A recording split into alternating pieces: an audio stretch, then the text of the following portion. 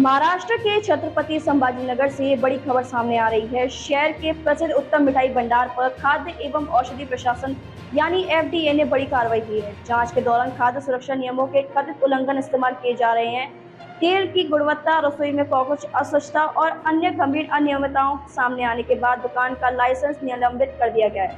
आइए देखते हैं यह विशेष रिपोर्ट। एफडीए की टीम ने छत्रपति संभाजीनगर के मछली खड़क इलाके में स्थित प्रसिद्ध उत्तम मिठाई भंडार पर अचानक निरीक्षण किया।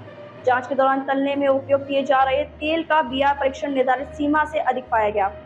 अधिकारियों के अनुसार इस्तेमाल किए जा रहा वनस्पति घी उपभोक्ता के स्वास्थ्य के लिए हानिकारक पाया गया।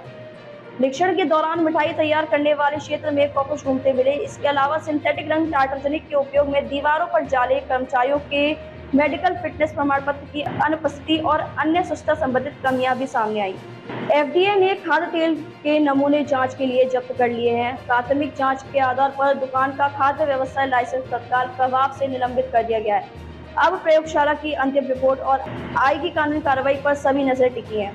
खाद्य सुरक्षा से जुड़ी इस बड़ी कार्रवाई ने एक बार फिर साफ कर दिया है कि उपभोक्ता के स्वास्थ्य के साथ किसी भी तरह की लापरवाही बर्दाश्त नहीं की जाएगी। एफडीए की आएगी जांच और रिपोर्ट का इंतजार है। तर काय सांगताल शहरातल्या नामांकित मिठाई भांडवल कारवाई करण्यात आली आहे. काही कारवाई काय करण्यात आली? माननीय अन्न सुरक्षा आयुक्त शीतलकुमार मुंडे सर यांच्या निर्देश तसे मार्गदर्शनाखाली जी सेफ फूड सेफ महाराष्ट्र ही मोहीम चालू केलेली आहे. त्या अंतर्गत काल एक नामांकित उत्तम उपाहारगृह जे गुलमंडी परिसरात आहे संभाजीनगर विभागामध्ये शहरामध्ये, तर तिथे इमरती आणि जिलेबी उत्पादन चालू होते. त्या ठिकाणी आपण कारवाई घेतलेली. सदर कारवाई घेताना सदर उत्पादकाकडे रेस्टॉरंट कॅटेगरीचा काइंड ऑफ बिझनेसचा परवाना आहे, तर तो त्याला अलाउड नाहीये. त्याला ते मॅन्युफॅक्चरिंग युनिटचाच परवाना पाहिजे, पहिली गोष्ट. आणि सेकंड थिंग, ते त्याच्यामध्ये जो समोसे भजे वगैरे जे तळण्यासाठी जे तेल वापरतात, ते कॉटन सीड ऑइल, जे सरकीचं ऑइल वापरतात, ते कंटिन्यू ते रियूज करून ते वापरत होते.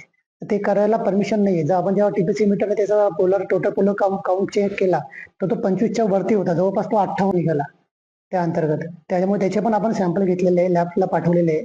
सदर परत जिलेबी तयार करताना जे वनस्पती म्हणजे डालडा ते यूज करतात, त्याचे पण आपण टीपीसी मीटरने चेक केलं असतं, ते पण जवळपास 36 रेटिंग आलेले आहे त्यामध्ये टोटल पोलर काउंटचं. तर ते 25 पेक्षा जास्ती नको.